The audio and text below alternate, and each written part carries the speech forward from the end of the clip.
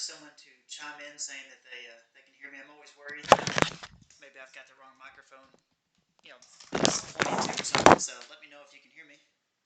And also, Jamie Chandler, if you're on here, let me know you're on there.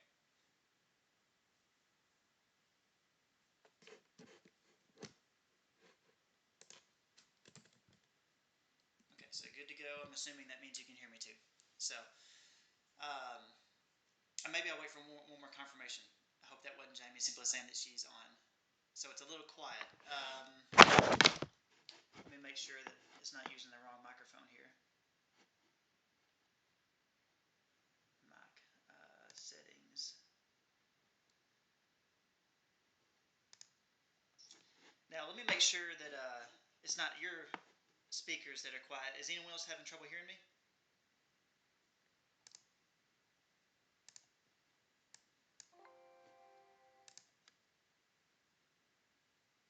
So Chris, is that a yes that you can hear me, or a yes that is quiet? Let me know if this is any better. If it's using this mic, I'll just put this headset on.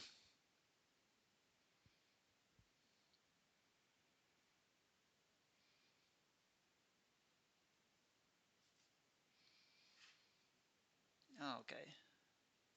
Okay, so they're saying it's the headset. So I'm not sure exactly how to turn the mic on this program I'm using to using a different one. Let me see if I can do it real quick. Properties, device. Okay, so I just switched it from the headset to the computer. Is that, oh, actually, let me hit OK. All right, so now it's using the computer's mic. Is this any better?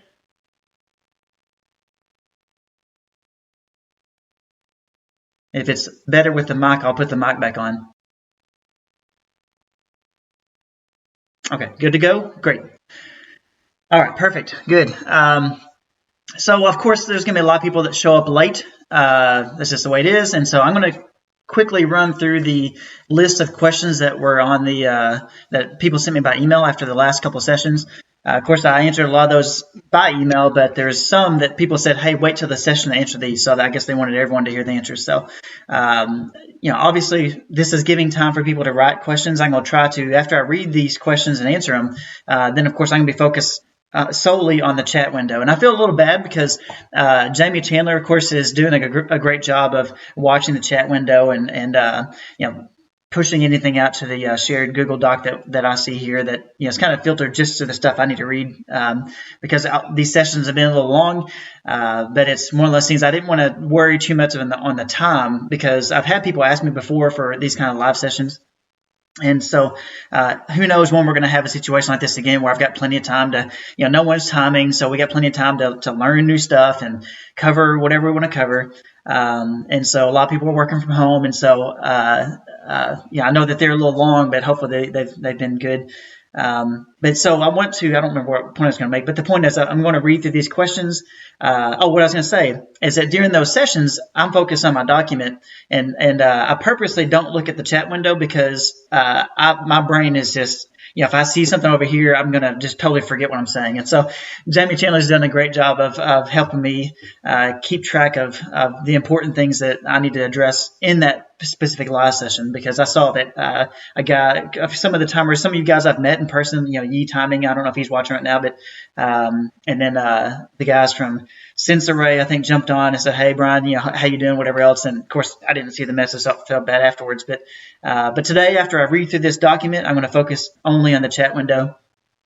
So if you got questions, go ahead and post them on there. Jamie Chandler will probably copy those over to the Google Doc, and that way I stay focused on the questions, and then after that I'll skim through and answer things in real time as they pop up if there's nothing else in the document, or we could talk about whatever. So any questions about any topic, we'll just cover whatever. Doesn't even have to be race timing related. If it's too personal, I'll just say I'll just skip it. But there's a lot of things that people know I teach classes on different subjects and whatever at church or whatever. So I mean, if there's if you want to know about the PPP program or whatever else, we can talk about whatever. So all right, if you're not sure what that is, of course we can talk about that. But all right, so I'm going to skim through the questions real quick. I hope it's okay. I'm going to list the name of who asked this question. I don't think they would mind. Kelly Smith asked, He said, he's talking about the last session. He said, you mentioned that you could highlight multiple bibs or multiple results on the clock screen. So, for example, he gave the example of like a coach walking over to the finish line. Of course, they think they're doing you a favor by saying, oh, here's the stack of bibs that weren't picked up. But if you're in the middle of timing, all those bibs show up as finishers, right then. And so, of course, they may walk right across the finish line, have no clue that what they're doing, right? They don't think about the tags on the bibs there, or in the bag. And so he said, if you delete all those, like you mentioned, does that prevent them from showing back up? And so the answer, of course, is if you delete an entry. In the past, it actually would assume that if you deleted an entry that you wanted the software to ignore that tag.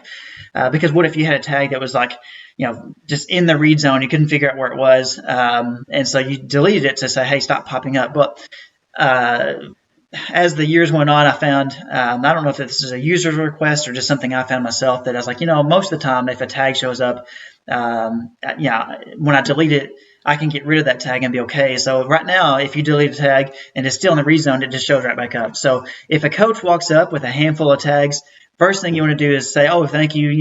He doesn't need to know he's caused a bunch of reads to show up. Internally you may be upset, but you want to be nice about it and say, oh, thanks, man. And you put them in your car.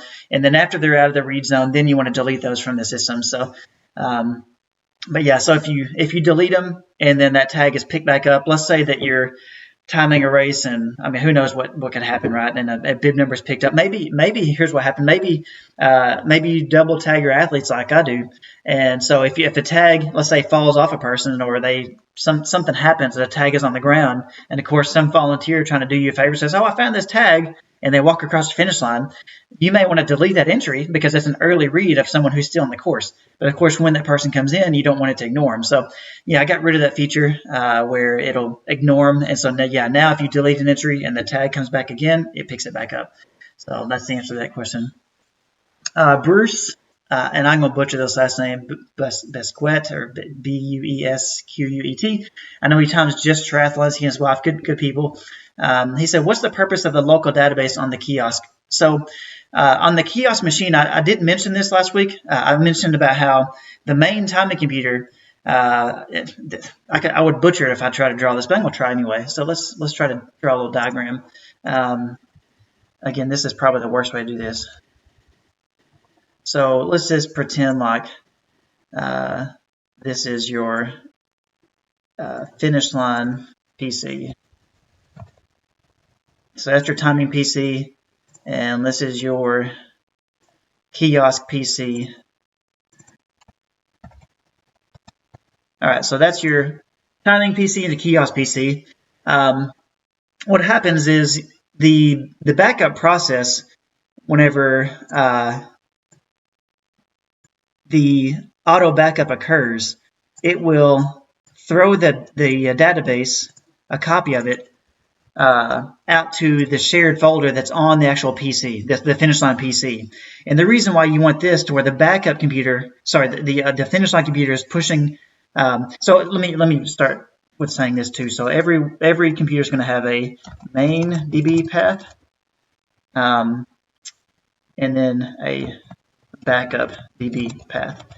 So both computers are going to have a main path and a backup path. And so both computers, of course, are running the race timing software. The finish line computer, it uses the main database path, which might be like, on your desktop or somewhere. And that's, when you're timing races, that's where the data is going in real time. But every few seconds, it pushes a copy of that database or creates a backup and stores that out in the backup database path. So it might be the shared folder that's, separate from your main database path. And so because it's doing it locally, it's a super fast, like within a fraction of a second, that it creates that database and throws it out to this folder. Well, so what's happening is your kiosk computer, it also has a backup path. Where's my little arrow? So we'll do a little circle here. Again, this is probably the worst way to diagram this, but just hopefully you're following. So what's happening is, of course, it's got a main path and a backup path, and we're just going to say this is the backup path, these little circles at the bottom. So what's happening is the kiosk computer, when you first load it up, you first load the results kiosk screen, it loads the results of what it has locally, because that's a quick and fast job to do. Now, this backup path on the kiosk is actually pointed to the shared path on the main timing computer. So this is where I map a drive on the kiosk computer, where maybe like drive L or drive T or drive S or whatever is mapped to // this computer name / the shared folder. And so what's happening is that the kiosk computer is constantly looking to see, hey, buddy, do you have a new file? Do you have a new file? Do you have a new file? And of course, when a new finisher comes across, after 2 seconds of no activity, the finish line computer says, hey, let me go and push a backup out. This whole time, the kiosk computer is looking for an updated file. The moment it sees it, it will copy a file over to and basically it replaces the kiosk computer's main database folder, right? So again, the kiosk computer and the finish line computer have two database paths, the main path and the backup path. The backup path is pointed to the same shared location on the finish line computer.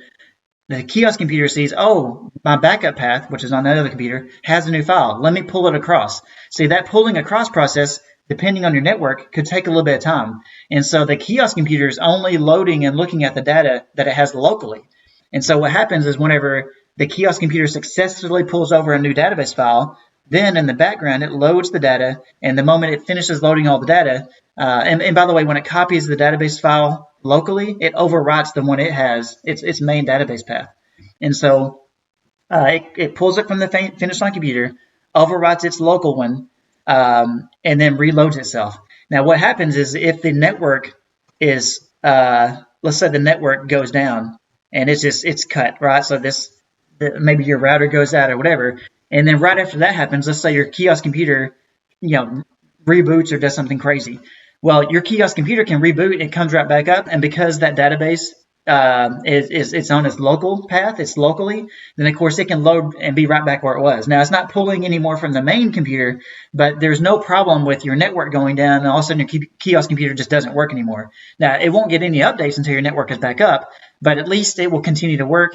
And the reality is when you have a kiosk station set up, you're going to find that, there may be a little bit of a line, maybe 5 to 10 people deep, if you've only got one kiosk station and it's a busy moment of the race, whatever.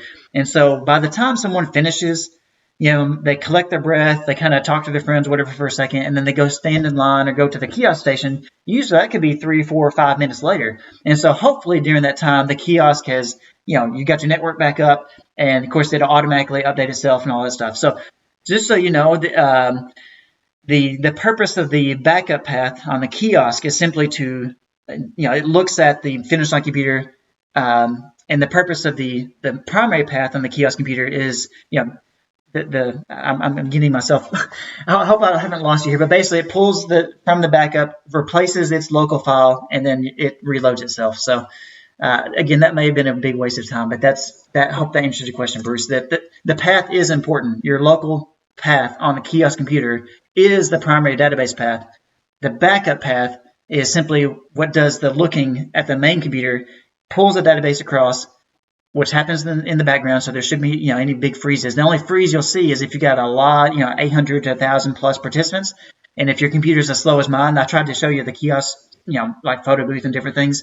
It's like I've got like a 2 gigabyte RAM, like 8-year-old or more little tablet I'm using is really small. And so with that computer, I can notice with big races, there's like a 2 or 3 second freeze while it's reloading the results. But it's never been a big deal, and for me, I don't want to spend $1 if I don't have to. So it's getting me by, and I'm still using it. So all right, so I hope that answers that question. All right, next question is Patrick Wood. Can it be made so that which one is pre-selected on the report? Okay, so this is a question. I added a feature.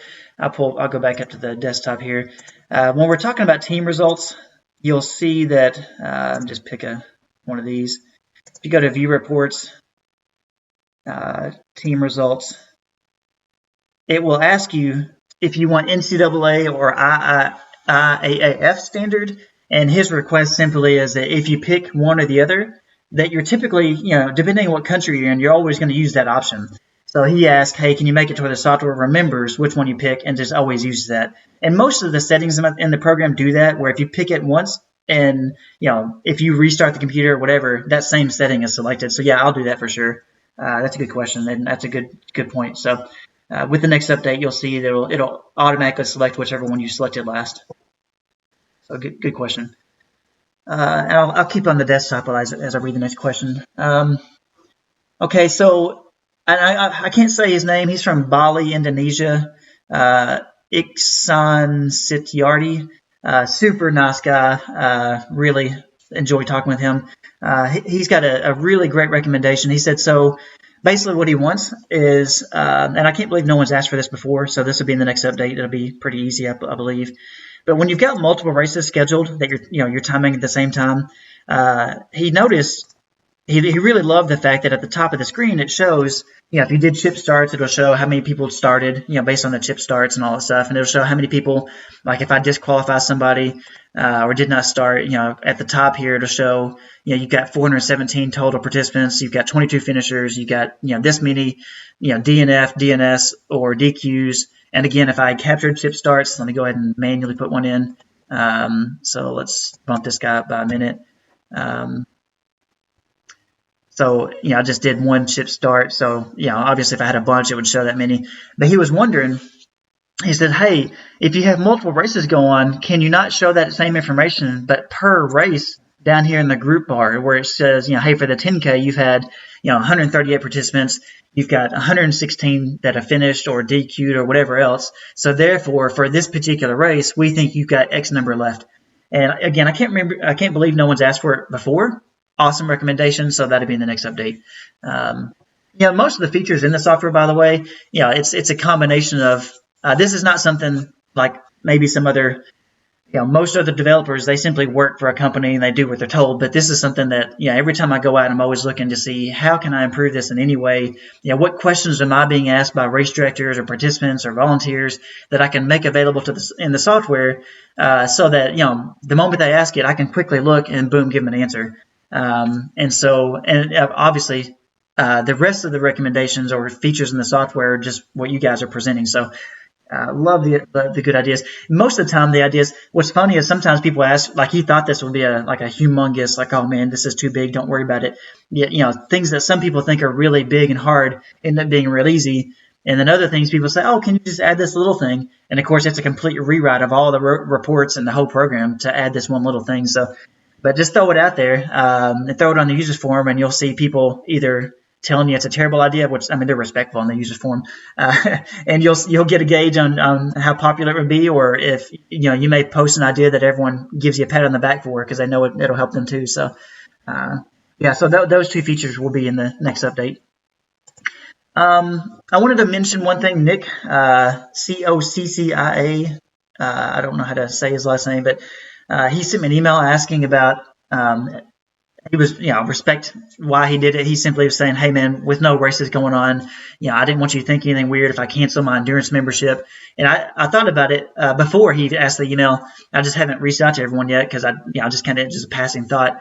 But, it was a good point that he brought it up where the endurance program primarily, there's a lot of benefits of it, discounts on equipment and different things. And I can't remember what else. But, the purpose of it was just to kind of build because I don't charge yearly fees, whatever. And there's lots of companies that would love to see this go away. And unfortunately, the way it is in the United States, it's, if you don't have money to defend yourself, then they can throw the most ridiculous lawsuit at you just to try to close your doors. So luckily, there's been quite a few users that have contributed to the endurance program, and it's called the endurance program for that purpose. It's to help ensure this program endures, is around, so that we've got maybe a few $100,000 or whatever it takes to where if someone tries to sue us, we can say, look, it's going to be painful for you too if you try to do that. We're not just simply going to fall over with the smallest gust of wind if you try to, because we've had lawsuits, threats, and different people make the most ridiculous claims that obviously weren't true. And so the point of the endurance program, while a lot of people sign up for it, though, is not only to help support the business and make sure it stays around, but also because that's what you have to sign up for if you want to use the live results feature. But of course, there's no races going on. So what's the point of signing up for this if that was your only motivation? And so what I told him, and I posted on my Facebook page, is that nobody is going to be kicked off of error live results, and basically like, I totally understand that during this time, everybody, even if you're not in any kind of financial hardship, everybody's looking to cut every expense they can, just to kind of wait till we get through this whole thing, right? Until the business picks back up. So, please go ahead and cancel. Go to your PayPal account. That's where it's all the subscription set up, and you can cancel any subscriptions or whatever. And no one's going to be kicked off anything. So if you wanted to wait till next year or whatever, or just wait till business picks back up in the fall, if you wanted to, participate in the endurance program, then go ahead. So I hope all that makes sense. But no one's going to be penalized, and that's again, I don't charge. There's no required yearly fees for using the program or anything. But the live results, unfortunately, does cost me money. It's usually, in the busy seasons, it's, could be $400 or $500 a month.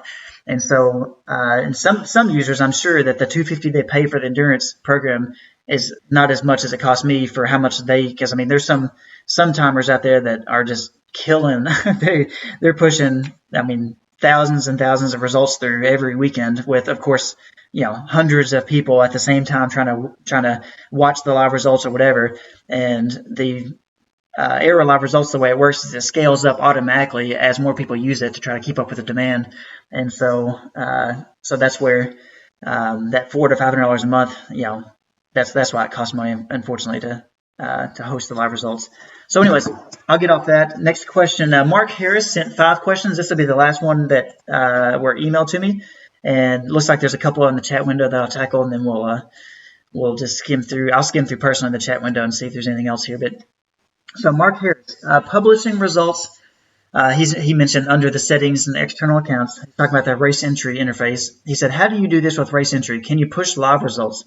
All right, so that was his first question, pushing live results with race entry. So with all of the interfaces, and I'll show you what he's talking about here. He's got the external accounts.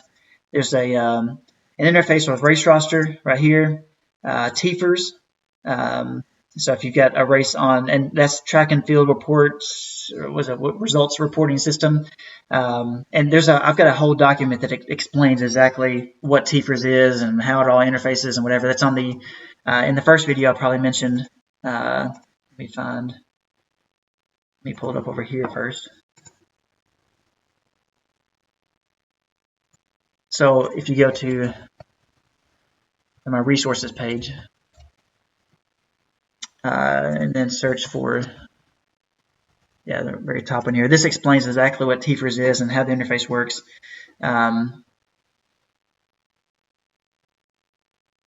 So you can read all about it there. But say there's TFRs, race roster, finish links, arrow, and then race entry. Any one of these, when it comes to race entry, arrow, TFRs, and race roster, and of course run sign up, at any point while you're timing, I saw that I have some races set up with race entry, but it looks like they are not set up to host results. And so when I try to push results, it doesn't work. These are just some dummy races that threw my way. And of course, I set some up that were eligible to have results posted, but looks like these aren't. But what you could do is whenever you have a race, let me just show you with this run sign up event here. At any point while you're timing, and eventually I might make it to where it's an automatic process, but right now, at any point while you're timing, you can press F9 on your keyboard or come over here and click this link, and it'll publish results up. So right now, just push them live. So if I were still timing this race, let's say maybe every 5 minutes I want to come over, 28, 9. Oh, that one's already in there, I guess. Let's do 30. So let's say a few finishers we come across. I can just press F9, and I just press it right then. And now it's pushing the results up. So yeah, at any point you can push them live, but it's not an automatic process right now. Now the error live results, of course, is automatic. It just goes up, within a second or two. The results are online. I don't remember the reasoning why I haven't done it with all the platforms out there yet. I'm sure as I dug through the code, I'm sure there's a reason why. But also I know that it's very possible to do it, so eventually I will. Okay. How do you link with TFRs, and what is the aim of this function? This is something I'm going to refer back to the document. This is an interface I wrote only, well, where's the page? Only because of the demand from users to do it. Oh, no, I'm sorry, this TFRs. Let me pull up the finish links. Now, this guide was actually created by a user, and so I didn't have any input on what he put in, but apparently it's a good guide. I mean, I think a lot of people have used it, and I very rarely get questions from people on how to get it to work together. So a lot of coaches use this. Again, I don't really, I don't have a finish link system. I just know, of course, it's your finish line, like sprinting events or whatever. Or I think it's primarily used maybe if you're a cross country timer and you want to have a more precise photo backup than a Canon camera. Now, a Canon camera takes good pictures and it's pretty quick, but it's not like a finish, like what you see in the Olympics where everything's a stretched image. You can tell down to the precise second, or precise, like, within a quarter inch of who finished first, this person or that person, right? So that's where the finish links interface comes in. But yeah, here's how it all works together. Since I don't have a system, I'd have to refer you to this. And if this guide doesn't help, the next thing I would do is just refer you to the user's forum and just post any questions there about it, and people can walk you through it. I would like to know more about timing track and field events. I just never done it, so I don't know anything about it. All right, so and that was actually question 1A and 1B. Question 2 from Mark Harris. If tag reads in the wrong race, will they still read in another race if you're doing split starts? I wonder what he means by split starts. Let's see. What can happen if some chips read because kids have got too close to the reader and have a problem? Okay, so let's assume, I'm going to assume, let me go through this example here where you've got, because he mentioned something in like, for example, like 12 kid races, maybe wave races and stuff.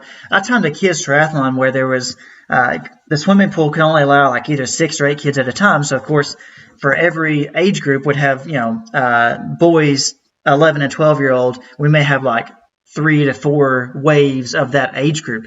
And of course, after all the events are done, I would merge them all together to get one, boys 11 and 12 results. And so while some boys are waiting to start, what if they went to warm up and they ran by my split station or in the transition area, right? Where maybe they went to go put their bike in real quick before they swim, and maybe their chip was picked up. Well, just so you know, you could, if you were concerned of that happening, you could set the chip stations up to where maybe instead of tracking one split, you may have some areas where they actually go in and out the same place. So you may have another read point where it tracks 2 splits, their entry and their exit.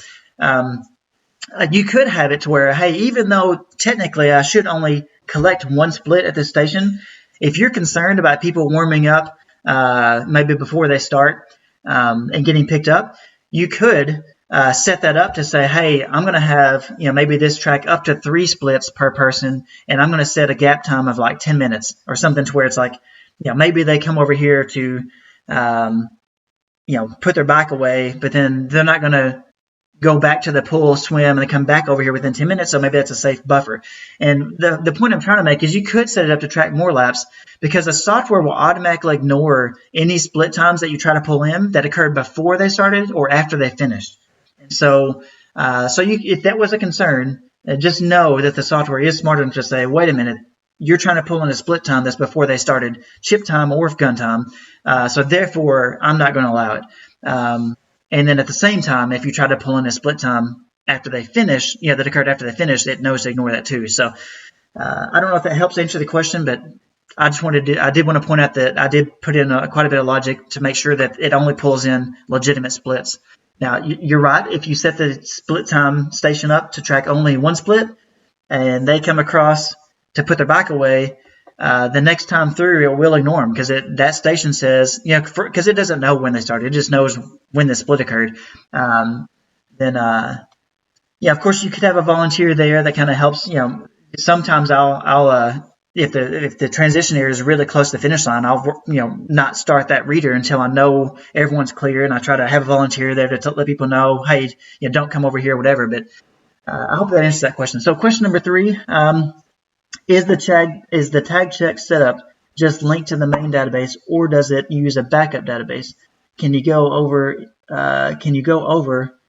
I guess he meant to say it a bit more in detail. And how do you set up multiple tag check screens? Okay, So I've done this before where we had a big enough race where I didn't want to flood everyone through one tag check area. I wanted to have 2 or 3.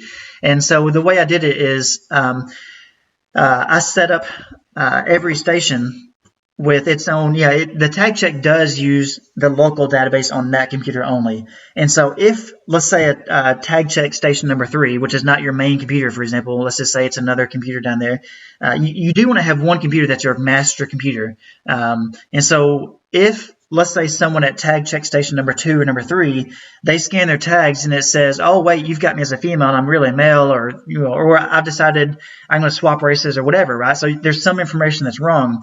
Then that volunteer would say, okay, hey, go to tag station number 1, go to the guy behind the table and tell him. And of course, I would make the change. I would have him rescan his tag right there at that station, which of course shows the newest stuff, and then he's married and on his way. So yeah, you can set up multiple stations. You just want to have one that's your master edit station, right?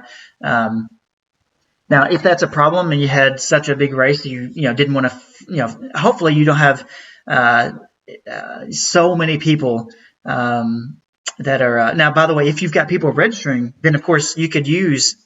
Well, here's the thing too.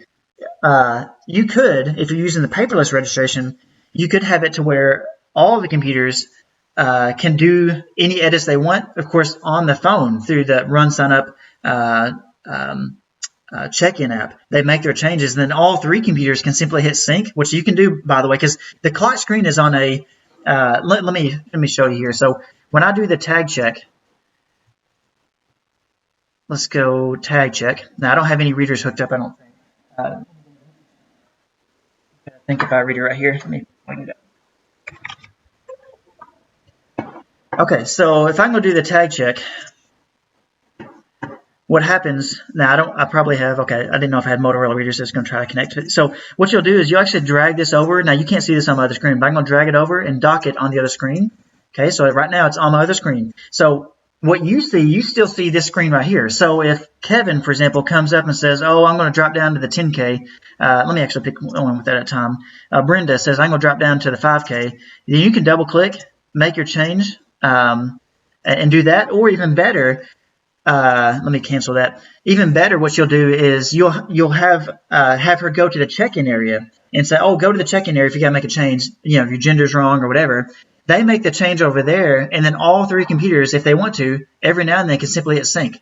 And what'll happen is it'll detect there's a change on Run Sign Up. It'll pull it down automatically, and then the tag check will have it. So all 3 computers can be doing the sync every now and then, and keep itself updated.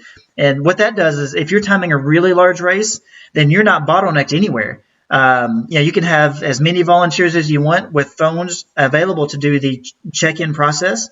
So that if you had 100 people all at one time needing to change their information, and you're timing a mega race, then of course have enough volunteers to handle that demand, and any one of those volunteers can make the changes and send that person back to the check-in just to kind of verify the info. And maybe every couple of seconds you're just hitting sync. Well, maybe not every couple of seconds, maybe every couple of minutes you're just hitting sync just to kind of pull in the newest changes.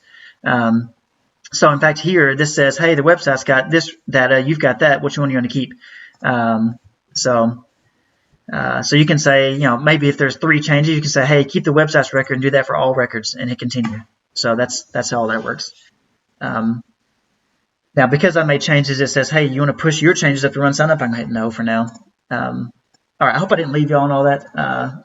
But if you had multiple tag checks, the best way really, and I've mentioned this before, is, man, that paperless registration. It just opens up a whole world of possibility.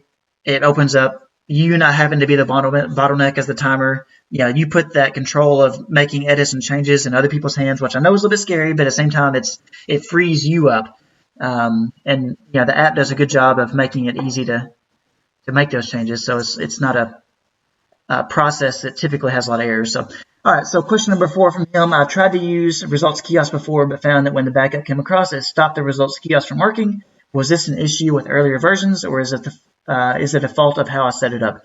Well, of course, I don't know how you set it up before, but I haven't really had much feedback from people saying they had problems with the results kiosk. I will say that there's been, I think, once that I've seen it myself, And I think once that I've had it reported, and of course the kiosk is used by a lot of people just about every weekend when it's in the busy seasons. But I have seen it where the SQLite database will try to do the backup, and for somehow it'll get a corrupt file pushed out to the backup. Now your live file is fine. It's simply the creation of that backup file didn't go well or something, and it created a corrupt backup file. Now, in the software, I've got all kinds of things built in to where if it sees there's a corruption, it tries to handle that error, and it runs a process where it tries to, I can't remember what SQLite's got built into it, where it tries to fix any corruption problems. So that's an automatic thing that happens in the software. So that's why even if there is a corruption,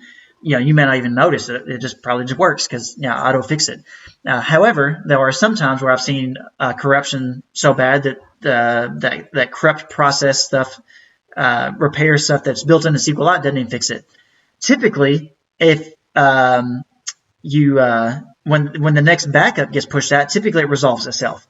But I have not seen a situation where it's just like, the kiosk is down and just cannot come back up. I mean, it sounds like maybe the paths weren't set up right or something. So I hate to say I'm not sure to answer that. His last question. Let's see. Also, I noted in version 5, the base of the latest version out there, that there is a dial-back setting for reducing the power to the readers. He mentioned Motorola Zebra, Append, all that stuff. I use the FX7400. How do you know that it's reading at lower power? Basically, you just do a quick test. You can, when you pull up the program RFID screens here, you should be able to, let me see if I got a tag close. Yeah, I got one right here. I might click on the button. So when you pull the screen up, I don't know where. There it is. So when you get a tag, in the past with the 7400, you can probably hold that tag away like 30 feet and it'd still pick it up. Well, now you've got to be within like 3 feet, maybe even 2 feet. And so that's how you'll know. If you can stand, 10 feet away and wave that tag around, and it's not getting picked up, that means that your reader is operating at and that's what I did, by the way, with the Zebra and Motorola readers. There's a power setting that goes from 0 up into, now it's different numbers based on the model, the FX7400 versus 7500 versus 7600 and so on. So, but they all have the same baseline of 0 as being the lowest power setting. So what I did is I set basically all Motorola and Zebra readers to where it's their lowest power setting. Now, there's probably other settings where I can drop it down even lower, but when it comes to the actual true power output, that one setting, it is 0. So you should notice a big difference with the newest update compared to any previous update. Okay, chat window. Phil Cook, hi Brian, tuning in from the UK. If I use a splitter, can I attach 2 laptops to the finish line reader via Ethernet? Okay, 2 laptops to the finish line reader via Ethernet cable and have one laptop doing results and the other doing results kiosk. No. So, I mean, I'm assuming you're talking about like a Ethernet splitter of some kind. Only one device can connect to the reader at a time. So you can't have 2 laptops. And you may be thinking, well, that's, maybe I want to have like one laptop to do the connection, but maybe when the data is coming back, I split that data. I'm not aware of, because the software doesn't know that, because it's got the software has also got to say, hey, I've got a successful connection to the reader. I'm ready to accept data. It doesn't just magically it's not like reading your, it's not watching the data coming in through your Ethernet port and just figuring it out. It's actually an API. It's a method call that has to be triggered based on an event that's handled whenever I get a successful connection to the reader object. I'm getting a little technical here, but it's not possible to have a splitter with 2 laptops connected to one reader. Now, as soon as I say that, someone's going to find some crazy way that can make it happen that I'm not aware of. But it's not as simple as simply hooking 2 laptops up to a splitter. For example, you could hook a laptop. This is a good example, I guess. You can hook a laptop up to a wireless reader. A wireless router, and then any one of your laptops that are on that network can connect to that router, connect to the reader. But you can't. So then what you've done, by the way, is, imagine there's no splitter now. You've got a reader that any computer can connect to, but in reality, only one computer can connect to the reader and basically keep its attention at a time. And so it's not possible to do that with the splitter. Rod Simpson. Let me read it before I say it out loud. I'm sure it's no. By the way, I don't mean that any personally. I just realized that the last couple questions I'm reading as out loud as I say it. So, okay. Can you go over the steps you take just before to start to get to system with reference to dynamic bib assignment the day of registration? Can you go over the steps you take just before the start to get participants into the system with reference to the dynamic bib assignment and day of registrations? Okay, good. Yeah, sorry, that question was worded correctly. It's just the fact that I'm reading it in real time it's yeah, my brain is not wanting to work. So can you go over the steps you take just before the start to get the participants into the system, basically if you're using dynamic bib assignments? So let me close this out and restart these races.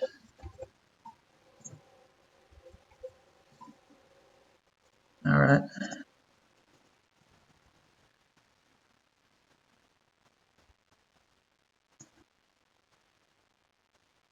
Okay, when I show up at a race, let me just hold the delete key here. When I show up at a race, well, there's a lot more people on that one. So get rid of these. Yeah, so when I show up at a race, I've got 0 participants in my system. They are all on Run Sign Up. And so, yeah, if I pull up the app, the RD check-in app, there's actually, I think there used to be 2 Run Sign Up check-in apps on the App Store. It's the one with the little blue icon. In fact, I'll show you on the webcam here. Oops, there we go. So find it. Okay, so I hope you can see it. Let me pull it up on the desktop here. So it's right in the middle of the screen. So it's the one with that icon. So I think there's a black icon, but that's the one you want. Is the one with the little runner symbol on it. I hope that's okay. You can see it.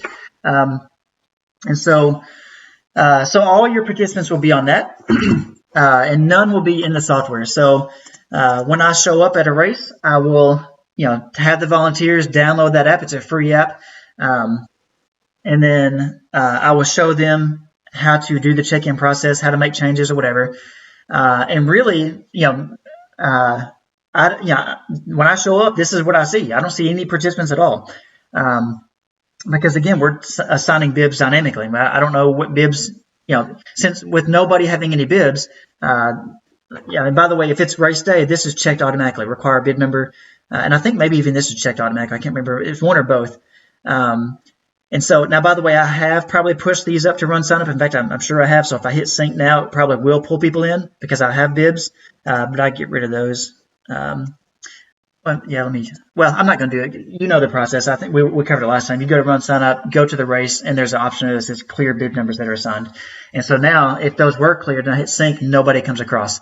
And so, my process is, I focus on getting the check-in process, where there's a station, I've got a registration area with my computers laid out. After people register, they got to check in. And now usually my tag check station, I do have either myself or some, volunteer that they're trained every now and then, basically pretty frequently, to always hit sync. And basically as soon as someone checks in, they grab the bib, that person hopefully has already hit sync over here at the check-in area. And by the time they get over to the check-in area, boom, they scan their tag and they're already in the system and they're good to go. Now I may be at the finish line working, and if I know everyone's doing a good job and everything's smooth, they know how to reach me if they need to come grab me or whatever. But I may be at the finish line area, and maybe at the finish line, maybe on those computers every now and then I just hit sync over there too. So I'll see my list of participants slowly growing. Maybe I've got 4 when I hit sync the first time, because there's always gonna be a few stragglers that show up really early.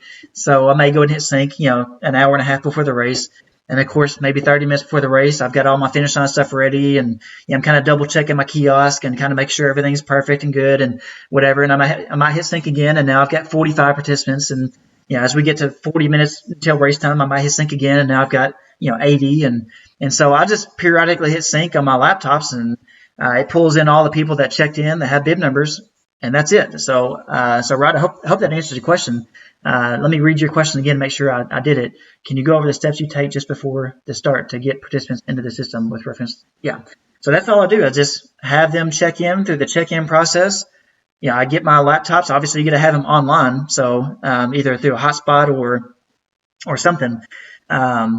But yeah, you just hit sync. Now, some people say, by the way, it's like, well, when I connect my computer to my hotspot, then I lose access to my reader. Now, I'm not sure. I've never had that problem, and I think the majority of people don't have that problem, but I know that some do. And it could be that if you go to like your properties, you may have yours set up as a public network or something, and maybe there's some kind of security thing with your laptop where it's like, hey, if you jump on some public Wi-Fi, I'm gonna not let it have access to connected hardware. Who knows what? It should be a pretty simple thing to fix. But I've never had that problem. But if you do have that problem, you could simply connect to the hotspot just long enough to pull your stuff in, and then go back to your reader. Now, I've heard people say that once that's a computer problem, like there's some network security thing that you need to figure out there. But I can help you figure it out. By the way, I'm just saying that if you see that, that's not a common thing. But yeah, I have mine always connected online. And that's why I like to have like a volunteer at the registration area using their own hotspot, because they're going to stay in that area. So, the signal is going to be good.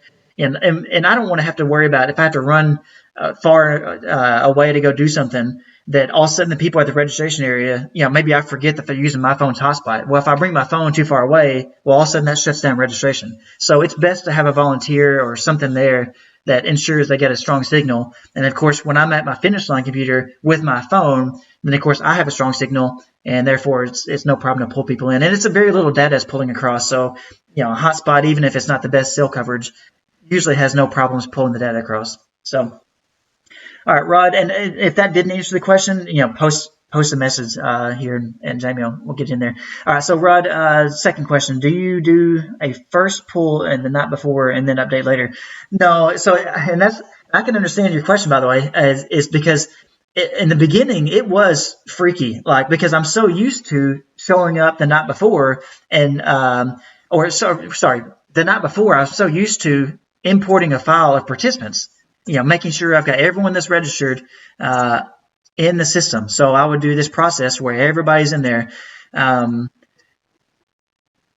So let me go and pull those in. So this would be my process, and I would show up with this. Well, the problem with this is now I have to print off a roster, and then when people show up, I have to say, "Oh, Caleb, you're number 118," and then flip through my bibs, and then or have a volunteer do this. But of course, a volunteer, I mean, I hate to say it, volunteers, obviously they're not getting paid, so you appreciate them. But it always seems like that, I hate to say this because this is not true, but as a timer, we can joke about it, right? It seems like it's always the person that is, 104 years old and can barely read that's trying to flip through bib numbers and hand them out. I mean, it's sometimes you don't get the best volunteers. And so it seems like it's pretty obvious. Hey, Caleb is supposed to get 118, but of course you have some volunteers that just reach down and grab any random bib number and hand it to them. So, this if you had all the people pulled in now, by the way, you could, if you wanted to, Rod, if you were concerned about not having good coverage, you could print off a roster and you could import them all with bib numbers assigned. Just have the software assign them. That way they're not on run sign up, because if they're not on run sign up, the software will ask you which bib number you're going to start with. So you could have a database separate where maybe you've pulled them all in. Now, this is assuming you're timing a race that you've never timed before, so you're not sure if maybe it's in the middle of nowhere and you're not sure if they're going to have good Wi-Fi coverage.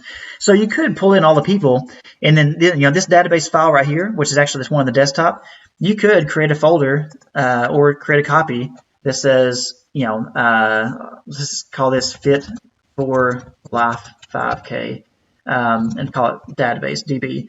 And you could say, well, this is my database where if I got there and had no coverage, then here's my database with participants with bib numbers assigned. And you can even have a PDF file sitting in here too that's your roster, so that, of course you can pull it up from the software, but you could say, well, I'm going to go ahead in the worst case scenario, I'm going to have this ready to print quick and easy if I wanted to.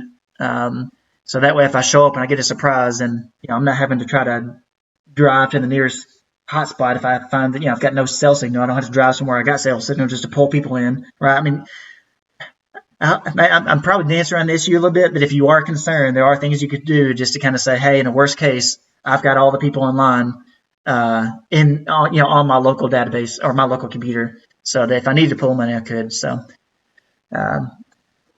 now I've got that PDF in this folder with the database that has the bib members assigned.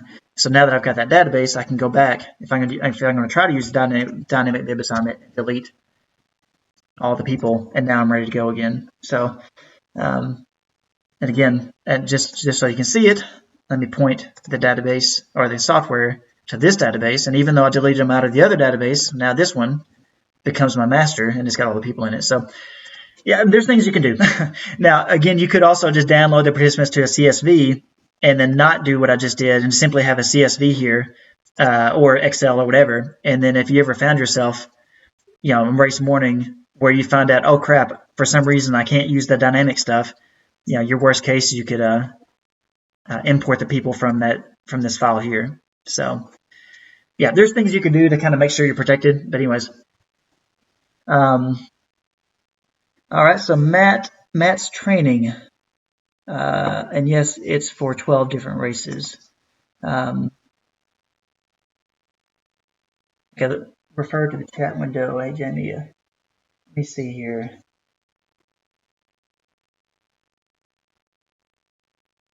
Hey, there's Mark. Here's 12 different. Okay, so Matt, Mark Harris, yeah. So I guess that was question number 2 about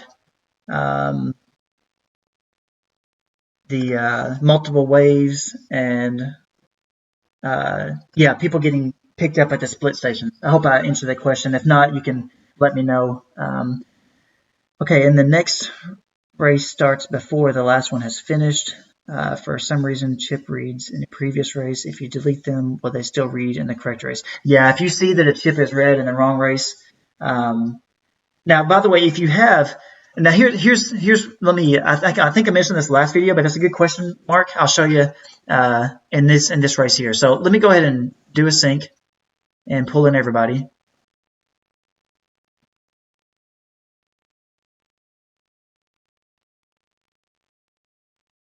Okay, so there's all the entries that run sign up.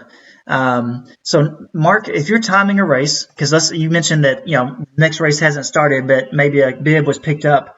So let's say I start the 10K first.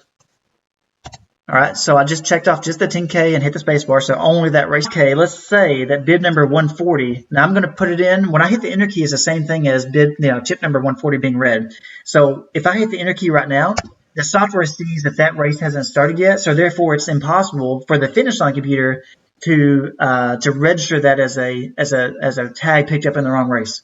So if you haven't started that kid's wave, you would set up every wave, by the way, as a separate race in the software. You would just use the duplicate button to do it quickly and easily. But if a tag is picked up for a race that hasn't been started, it's ignored.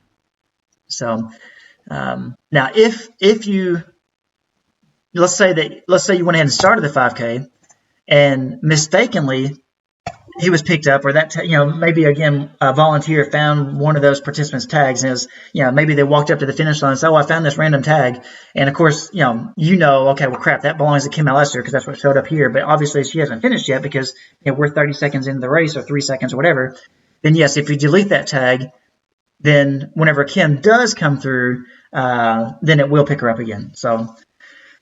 Rod Simpson, I always like to have a worst case scenario plan. What is your worst case scenario plan for no access to data online, remote location, no cell service? I may have covered, you may have posted that after I went over kind of that process of, if I'm not sure. And that there is a couple races. There's, and y'all don't care to see this, but I'm going to pull it up anyways. What's it called? Where is it? And there's it's leaving me. I can't remember the name of the race now, but it is in the middle of nowhere. And I was going to pull it up on Google Maps just so you can see that all you see is woods. I mean, no matter how far I zoom out, it's just woods everywhere. And so it's one of those things that sometimes I will get lucky, and for a little while I'll have cell coverage. But of course, I learned early on at this race not to trust it. At this point, the last couple of times, maybe not half, but a good portion of them. And so I did set the race up for dynamic, but what I did is I did have a the night before I downloaded the list of participants and had them available. And then sure enough, when I got to the race site, I realized, okay, yeah, I don't have good cell coverage here. I can't get a good connection. So I imported the file. This race was small, so I think I printed off, because the software has the ability to print off generic registration forms. And so I printed off, it's a small race. So I think I maybe printed off like 40 registration forms.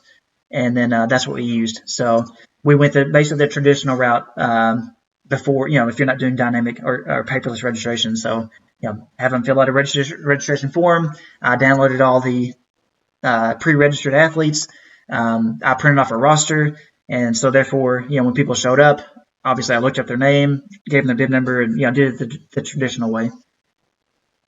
So yeah, if you're ever worried, if you live in an area of the country where maybe you've got more chances of showing up at races with no Wi-Fi, no cell signal, no nothing, then yeah, it's always a good idea to have, download the participants. Maybe you do this as, it's probably not a bad idea to do this no matter what anyway, to go ahead and just download the participants and have those on your computer just so that if you show up, hey, I don't have to drive to the nearest town just to get, cell coverage, just so I can download and then come back, so, it's a good idea to have that. Okay, Rod Simpson, after your laminated tags, just that, are your laminated tags just that? Dog bone tags run through Laminated with a hole punch reinforce where the pin goes. The heat does not ruin the tag. Okay, so we actually, the dog bone tags are really long, and they're like 4 inches long. That's before being laminated or anything. So 4 inches. And I used to always put tags on the shoe, and something that big for little kids' shoes would, they'd be trampling on them, and so that's way too long to be used as like a shoe tag. It's not too long to be used as a hip tag, but at the same time, what I found is that when the tag comes across on a skinnier part of the body, and whenever it's on the driest part of the body, when it's either pinned to the side of the shorts or on the shoe, as long as they haven't tucked that tag into their shorts, like if they folded their shorts backwards or whatever, like the stretchy part of the shorts, if they fold that under who knows what and got their tag touching their skin and press that part on it, then it's not going to pick up well. But what I found is that when the tag is on the side of the body, it's on the driest part of the body. It's also flopping in the wind, which is good for RFID, by the way. And, flopping in the wind is much better than if it's on the bib and let's say the wind is blowing head on to the runner. Of course, that bib is being pressed up hard against the runner. And if that runner, sweat a bunch, then it's not only being pressed up against the chest by wind, but it's also kind of glued to the shirt and glued to them. And so, in those situations, a dog bone is what you need because it's just a much stronger and better tag. But what I found is that, having the tag on the side of the shorts or on the side of the shoe, with, drier part of the body, skinnier part of the body, and directly facing the antenna, and, good air spacing between the skin and tag, and the flopping nature of the tag, which is good because it presents the tag in multiple different angles and orientations and everything. And so it's extremely hard, no matter how small the tag is, to not get picked up. And so what I found is that I don't need to use the dog bones. We used the Alien 9662, aka the short squiggle, and we run that through the laminator with the lowest heat setting. And it's not that's all it is. It's just a tag that's laminated. Now, we do put a white reinforcement ring at the top of it, but that does not actually reinforce. It actually probably does the opposite. It probably makes it to where there's because this is a paper. It's like the reinforcement ring is the same thing, that kids use in school if they, rip out a piece of paper on a 3-hole punch paper, right? And they put the white ring there just to kind of be able to put it back in. So it's just an adhesive strip. And the only reason why we do that, the reason why we put it there is because it's a visual cue of, or a visual clue of, that's where something goes, or that's where I slide it down my shoelace, or that's where I put a safety pin and pin it to my shorts. We could not put it in there and actually be more sealed because the paper, when we punch that hole in it, obviously now that there's a little bit of water and dirt that could get in where the paper's at, because now we've broken the seal of the laminate. But we still do it because, and we purposely put that white ring high enough off the tag so that there is that laminate seal between that white ring and any water that might come into that area and the tag itself. Now, by the way, if water did get down there, the inlays are adhesive. It's called a wet inlay. The inlays come in two types. There's wet and dry. Of course, dry means it's not adhesive. And so the wet inlay, it's a super strong glue, and even if water did get in there, it's going to be so little. It's going to be around the outer edges of the tag. Shouldn't cause any problems or misses, whatever. But we do put a white ring there. Now, the process is tedious. I will say that. It's something you can do yourself. And so what we've had some people before say, I'm going to try to make these myself, or maybe I'm a coach and I've got, maybe I teach a class where I can have my students do this as a extra credit or whatever. It's a tedious process, and it may not sound like it is. It may be like, just laminate them. Well, it's getting them on the paper as many as you can, and then putting the white rings on, and then cutting them all out, and then hole punching every one of them, and then of course cutting them out in a way where you're not cutting through the tags, and that one, you want to make them look nice. And so Jamie has been doing this forever. I don't, it'd be hard to make them as good as clean as she does. And so you can definitely make them yourself, but that's all it is, just a laminated tag. And so the material cost is really low. I mean, we're talking, of course, we buy them in bulk. So the material cost is like 11 cents, maybe 12 cents tops. But the problem is the time it takes to make them. And so what you'll find is, and we've had a handful of people say, I'm just going to try to make this myself. They may make, 500 for themselves, but after that they say, I'm just going to buy it from you. And so, if you've got the time and energy and want to buy a laminated and all that stuff, we do use the lowest heat setting, by the way. So we've never had a problem of damaging the tag.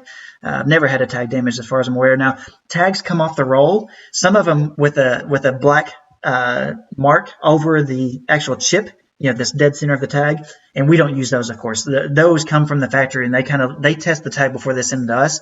And so if you ever see a tag that's got a black strip or piece of tape or whatever right over the chip, that's a tag that. Now, what I found, by the way, is that not all of them, even though they returned a bad read from the factory, we never use those for timing, by the way. But just in my own personal testing, I was like, well, these seem to work just fine.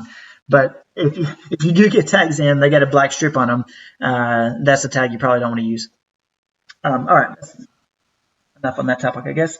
Matt's training. If you have 2 readers, 2 times 4 ports, and want 8 read points through the feedback mats, can this work?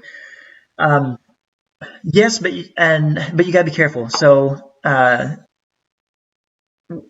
now, if you have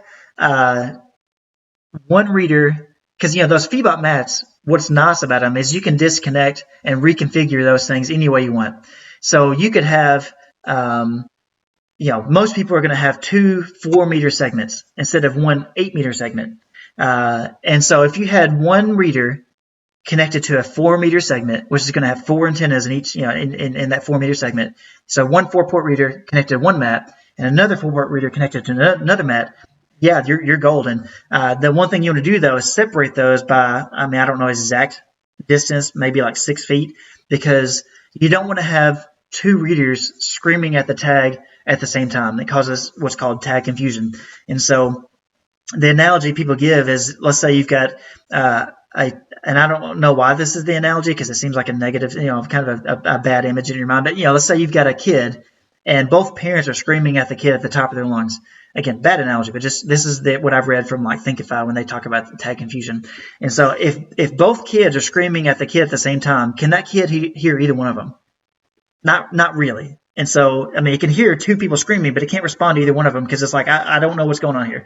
Now, obviously, that's not really what's going on because, the software only needs 1 read in order for it to show up as a finisher. But what can happen is you can get erroneous data back. So you might actually get the wrong information back from the tag. Now, if that wrong information, usually it's going to not conform to match another bib number. So, for example, if a tag is programmed to be number 1, you're not typically going to get bib number 2 back. It's going to be like G, F, D, 8, 3, F, S, right? It's going to be erroneous junk.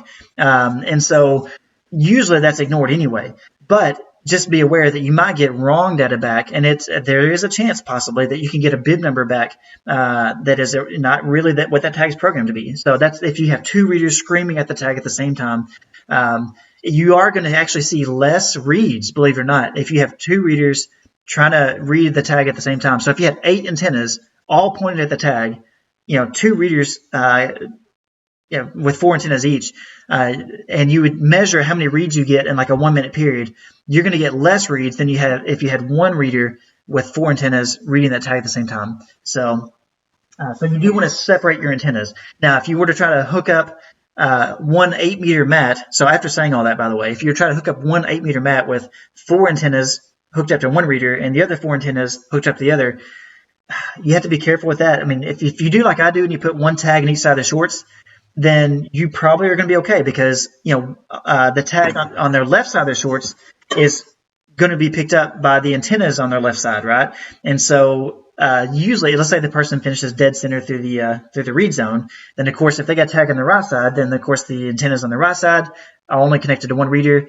and the antennas on the left side, can't see the one on the right side because it's on the opposite side of their body, and the antennas can't breathe through skin, and so you may be okay, but it's not really recommended to have an 8-meter long segment with 2 readers attached. I hope that answers the question. If not, just let me know.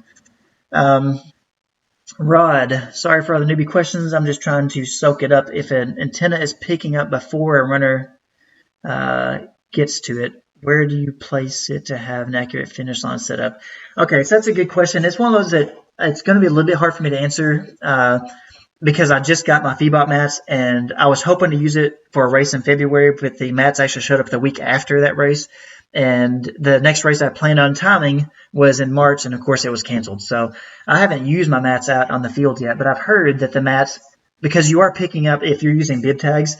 And one thing you'll find, by the way, is that the higher the tag is, because even with side panel antennas, whenever I would time like a relay race and I had a tag inside a baton, that baton is higher than if it's on the shoe or in the side of the shorts. And what I found is that the higher the tag is, and again, you've got a cone-shaped read zone coming out of the antenna. And so what I found is that the higher the tag is, the earlier it's picked up. Now, for most road races, most of us are going to be timing small to medium-sized races. And so for most road races, you're really talking about like a quarter second. If someone's jogging or running in, you're not talking about, oh, my time is 5 seconds off. I mean, you'd have to have your antennas pointed to the runners coming in, like instead of direct across the finish line. Whereas a mat, of course, it's reading straight up, or a little bit of it, a little bit out in front of the finish line, a little bit behind the finish line, so on. And so you're not going to get like I picked this guy up 15 seconds too early, typically. Now, you're going to have situations where someone's maybe walking so slow that, it could be a few seconds because they're just going so slow walking in. But for most road races, you're going to be within an acceptable, plus or minus a second and a half, whatever. Which, I mean, I hate to even say that because a second and a half, that is a pretty good distance. But we're talking about if someone's walking up going slow. Now, if you did find, and I'm saying all that, again, saying that I haven't used my mats on the field yet, and I have heard people saying, hey, I've noticed that I'm picking up slightly before the line. For most people, I think we would just say, okay, maybe I moved my antennas back 6 inches or whatever, and just kind of find that sweet spot. And I don't think you're going to be at a spot where it's like, oh, I got to put my mats, 3 feet past the line. That makes it weird because then people don't know where to finish. I don't think that's going to be the case. Okay, yeah, I hope that answers the question. And one thing I'll say is that, UHF RFID by nature is not a finish length accuracy system. So, it's one of those that I expect that when I set the mats up, that I'm going to do like I do my panel antennas. And I've got a video, actually a handful of videos that show that I set my panel antennas where the leg of the tripod is touching the finish line, which means that the center post of the tripod is actually a couple inches or maybe 4 or 5 inches, maybe even up to 6 inches behind the line. And again, that helps to compensate for the wide read zone coming out of the panel antenna. And so if I have to move my mat antenna back 5 inches, well, basically I'll be right where I was with the panel antenna, right? So I'm picking, I've got my antennas a little bit behind the line. And so, I mean, again, UHF, as long as it's within a quarter second, which it's almost always going to be, I don't think anyone's going to notice or complain or whatever. So yeah, hope that answers that question. Okay, so this Yardy, you're on here. Jamie posted your question. Good. If I use two readers, FX 9500 and 7400, connected to a switch router and place the antennas close to each other, can it be a problem when two readers close to each other? So the readers being close to each other is not a problem. It's just the antennas from two separate readers, if they both are trying to scream at the tag at the same time, is a problem. Now again, the reality is when you do this, you're going to set it up and time a race and be like, no man, I didn't have any problems. I kind of have to qualify by saying technically you're not supposed to have two readers screaming at the tag at the same time. You're actually going to get slightly lower read rates. However, if you're timing, let's say you're timing a cycling race and you really have to have 8 antennas, because I think in one of my last sessions I showed a customer's video where they had 4 antennas overhead and 2 on the sides because they had such a wide read zone. And so you may find, if you find a situation where you have to have 8 antennas because of the width of the finish line or whatever reason, then you're probably going to be just fine. And I hate to say this because sure enough, someone that is watching this is like a true RFID nerd, maybe say, no, don't do it. I expect, and I just have to say it's my guess because I've never set in a big race 2 readers have to read the same spot. Well, actually I have, but I had them reading a chip start where I had antennas on each side of tags on each side of the shorts, and I had 4 antennas connected to one reader on one side of the starting line. On the other side of the starting line, I set up another reader with 4 antennas, and so they were reading pointing at each other. However, the tags were on the side of the body, so as people were coming through, the tag on the left side was only getting picked up by the reader on the left side. The tag on the right side, programmed with the same EPC by the way, was only being picked up by the reader on the right side. So therefore, there wasn't that problem with tag confusion because I was just simply getting more antennas, more readers in that area. So I hope that answers your questions. Having the readers next to each other is no problem. It's just having the antennas connected to those readers. You don't want them in a spot where they're both trying to read the same tag at the same time. So technically, you'll get less reads than you would have otherwise. But again, all you need is one. So will you notice a difference in the real world? Maybe not. Probably not. But I just have to qualify it again by saying technically you're not supposed to do that. All right, Rod Simpson. When a bunch of runners cross, do you have to eyeball it to get the order of finishers? What's your procedure for group finishes? Thinking cross country. So, and you may be new enough you haven't seen this yet. The UHF RFID does a pretty good job. However, you're right. With UHF RFID, you do have to watch for really close finishes. One of the things I do to help ensure this doesn't happen is the more narrow you make your finish line, the less that cone spreads out. And so you want to have your finish line as what I do is I make my finish line as narrow as I can get away with without it being uncomfortable for the runners. And so basically don't make it excessively wide. Now, if you have a big arch that you set up, you may, I understand that maybe your arch allows for 10 feet, but if your finish line, if you're timing a cross country race and maybe it's and some people get freaked out when they say, oh, it's a 1,200 person cross country meet. Well, yeah, but if there's 4 races, that means you're going to have 300 people per race. I mean, that's not a huge event. If you're timing like a 300 person 5K, that's not that big. And so even though it may be a 1,200 person race, or maybe you do have, let's say you do time a really large cross country meet with, 1,200 per race. And let's say it's just a 5K. So, I mean, it's going to be a busy finish line. Even with that, I still think that, 10 feet maybe is your maximum width you have to go. Of course, I know that with some of these, I mean, I've seen some videos where it's chaotic and kids are just running through, and the parents, the poor referees in the middle, wherever, trying to shuffle people around. I feel bad for them, but because they're doing, I see a lot of them where they're doing like a manual backup system, and that looks like a nightmare. But to answer your question, make your finish line as narrow as you can get away with without it being uncomfortable or awkward for the runners.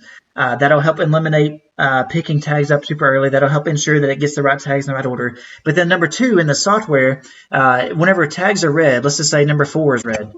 Okay, and then a few seconds later, here comes number 33. And then after that, let's say 29 and let's just, because it's easy to type, let's just do 11 and 12 come in really, really close. So I'm going to say In fact, let me hit the spacebar twice, and that way I can do it real close. So let's say those should come in, and it's 11 and 12. So what will happen is the software, let's say 55 comes next, and then 24. So any close finishes, you'll see highlighted in yellow. And so this will let you know if you've got like a finish link system, or if you've got a Canon camera or a video camera or whatever you've got to record the finish line. This will let you know, hey, these are the close finishes that are within, I can't remember what logic I put in. I think UHF RFID is like within a quarter second accurate. And of course, it all depends on how you got your antennas set up and everything. But it's typically within a quarter second. You're pretty fine usually. Now I have seen some situations where it's up to a half second and it's still got them wrong, because again, maybe I was timing an event on the track with antennas only on the inside, and maybe a runner came across the lane 4, right? Maybe they were picked up a little early or something. But typically you're going to be fine up to like a quarter second. But I think I've got it to where it's like maybe a half second. I don't remember what the logic is, but anything that's within a half second or so, it'll highlight yellow. That way, as you're timing cross country, these will let you know, hey, I can skip over all these because it's such a great distance that there's no way that the UHF system got them backwards. So say 13 comes across, 22, and so on. So then you can say, okay, these are the ones I have to go back and kind of review to make sure they're right. So just be aware that the software does help you with that. But yeah, you probably want to have a video camera, or like some people use flash timing or eagle eye or finish links as a backup system just for the verification purposes in case there's any disputes. If it were me, when I time cross country races, I let the system do its thing, and whoever it says won.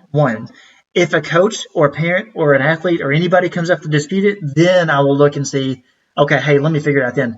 Now, again, some people that time cross country, especially if it's an NCAA event, maybe there's more strict standards. In my area, I'm doing a lot of, small schools. When I say small, I mean, some of these races have, 15, 20 teams in them, but still, if you're in an area where that wouldn't fly, of course, you may have to have more strict standards on how you check it. But for the most part, for me, when I time a cross country race, when the results are when the race is done, I print the results, hand them to the meet manager or whoever, and then I just go to the next race.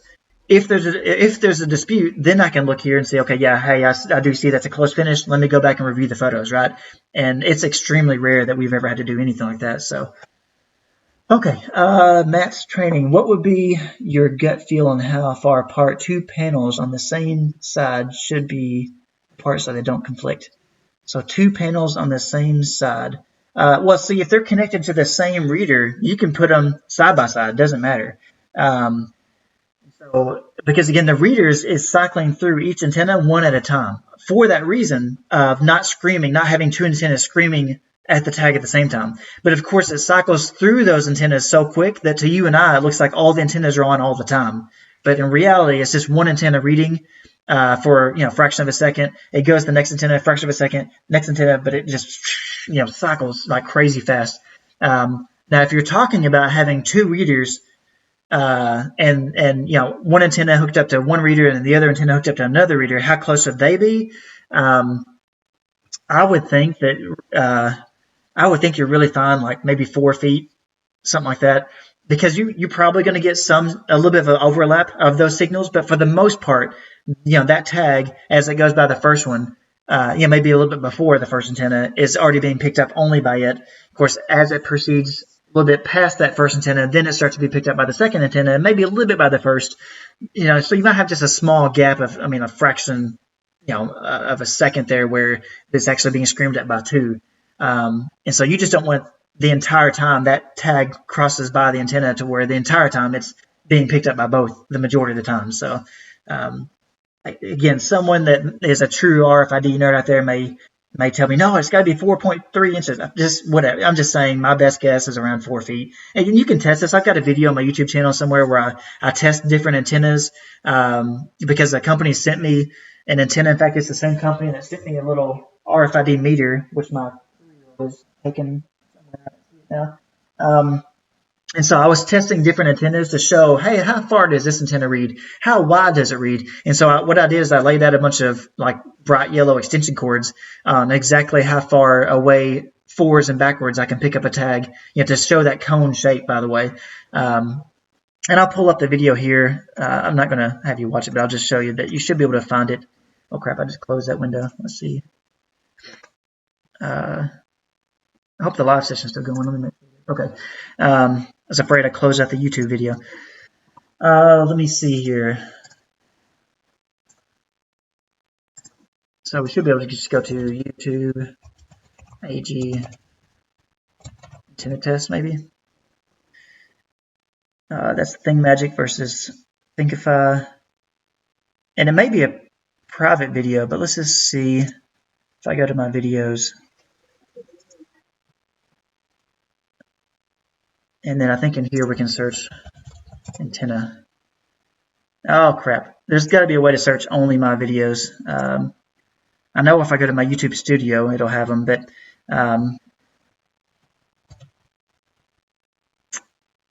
yeah, so I've got a video here. If you need to see it, if it is a private video, I don't think it is, then I can, let me just load all here while we're talking, but I can find it for you. Let's see, Jamie, I think I closed out the Google Doc file. Let me pull it back up. I closed out a window by accident. I'm not sure.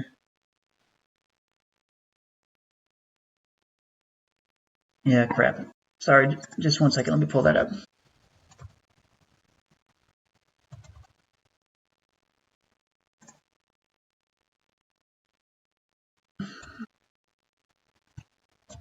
Google Drive.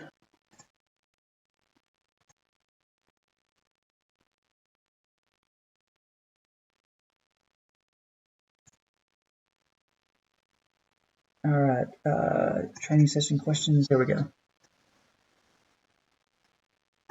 Okay, sorry about that. Let me scroll down and see if there's anything new. Okay, let me search here. Okay, so yeah, if you go down here, it's a pretty, again, basic video. But you can see me starting to lay out different antennas, and hey, this, and I'm using, like, for example, this line here is a Thinkify antenna. You see kind of how far it reads out and where that zone is, and like this yellow extension cord is another type. So it's just kind of a little basic goofy test, but you can see how wide it is. So this is why I assume, like, hey, you're probably pretty safe within, if you separate them by like 4 feet. So. Okay, so Mark Harris, it's a shame most of the systems that ART software links to does not work around the world. Are you able to see if there is another online supplier for entries that may be more flexible around the world? Race Entry was the only one I could not get to work. So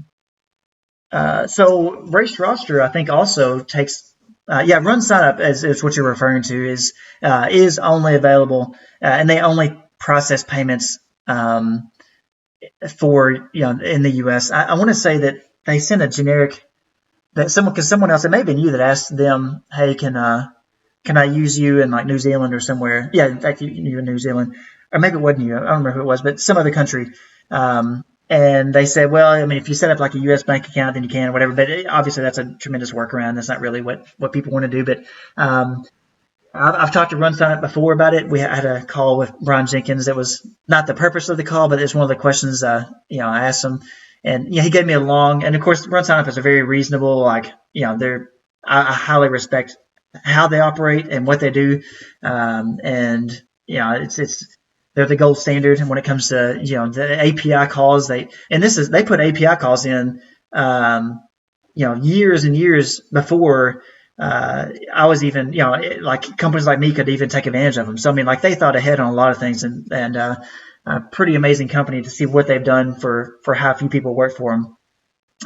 But they are a U.S. only company. So Race Entry, I've met those guys, or actually those I've talked with on the phone. Hopefully someday I'll get to meet them. Super nice. Really enjoy working with them.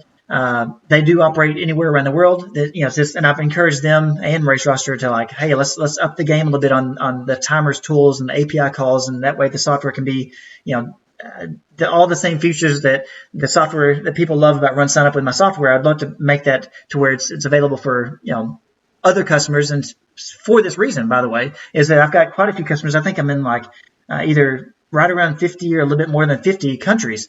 And so I would love for them to up their game, and then hopefully all the other customers in all the other countries would say, oh, if Race Entry is the one I use, or Race Roster or whatever.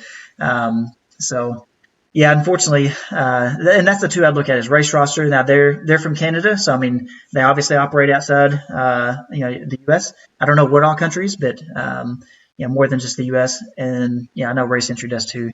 And again, I don't know what all the countries they work in, but yeah, Race Roster may be one you want to check out. If now I have to check and see. I think we talked about this. If there is a problem, I don't remember if you sent me your database. No, I thought you said you had one race in particular you couldn't get to work. I thought you said you got it to work.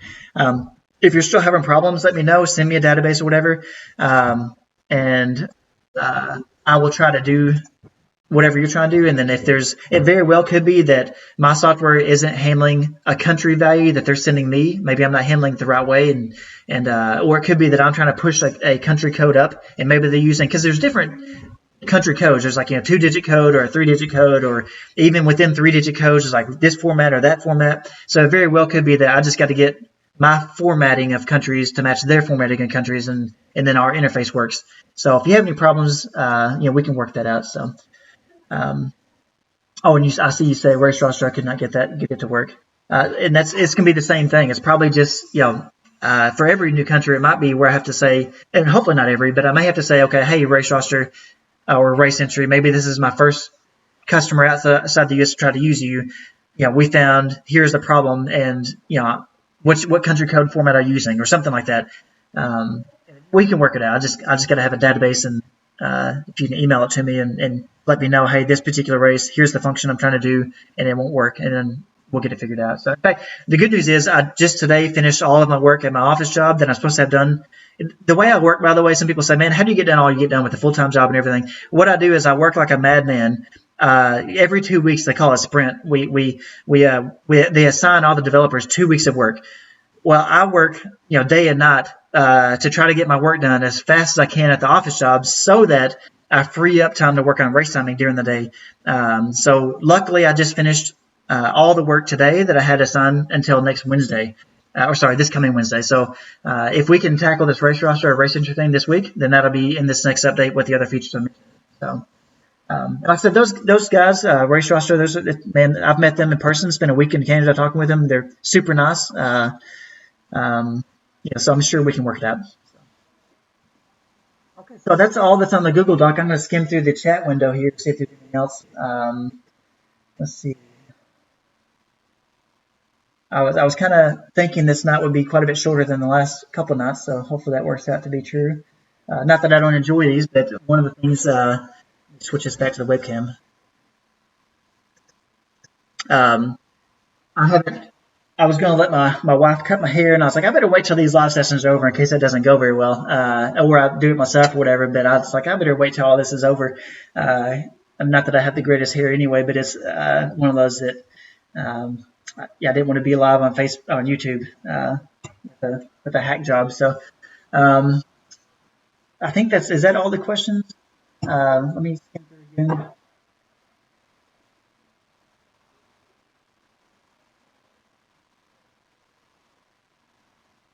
Just tuning in late, but thanks for everything. Okay, appreciate that, Doug.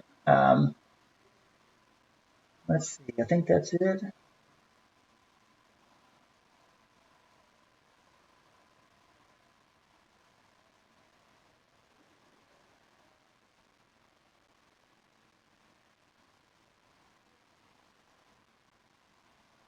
Yeah, so I guess that's all the questions. I appreciate you guys. I mean,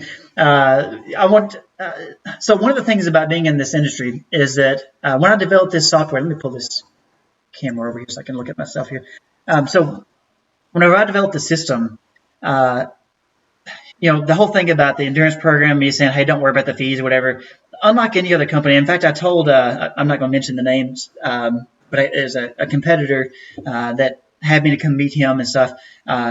Great visit. They treated me and my family good. But I told them, I was like, look, this, because he and his wife, again, super nice to us. I have no beef with him. We have, I think, a good relationship. But I told him, I said, look, because they told me multiple times, they said, Brian, what you're doing in the industry is not fair. He said, nobody can compete with one guy who doesn't need the money. You got a good full-time job that's just giving everything away for free. Now, of course, the equipment, we don't give that away. You got to, pay for that, but you can buy your own stuff. So it's just, we're not, we do have a markup on that because that's our time and effort to deal with ordering it, getting it shipped to you and all that stuff. And then, of course, if you have any problem with that equipment, who are you going to call first?